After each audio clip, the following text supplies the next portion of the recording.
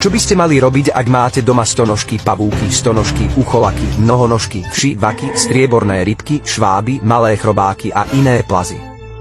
V tomto čase stačí len postriekať sem a tam.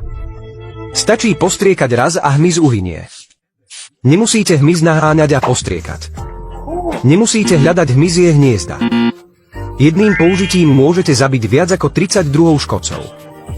V lete hmyz doma takmer neuvidíte. Je to tento insektikídny sprej.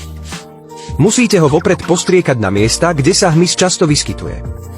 Jeden hmyz omdlie a celý proces bude zabitý. Kľúčové je, že je bezfarebný a bez zápachu a môžu ho používať matky, bábätká a starší ľudia. Ak na chvíľu zaváhate s hubením hmyzu, hmyz si vytvorí hniezdo. Konajte rýchlo. Páni, je tu toľko švábov. Všetky šváby môžete zabiť za jednu noc. Ak vám unikne jeden šváb, príďte ma obťažovať. Ak po použití tohto spreja stále zostanú šváby, osobne sa vám ospravedlním. Nezáleží na tom, či ide o šváby, mravce, ploštice alebo blchy. Nemôžu uniknúť, pokiaľ sa ich dotknú.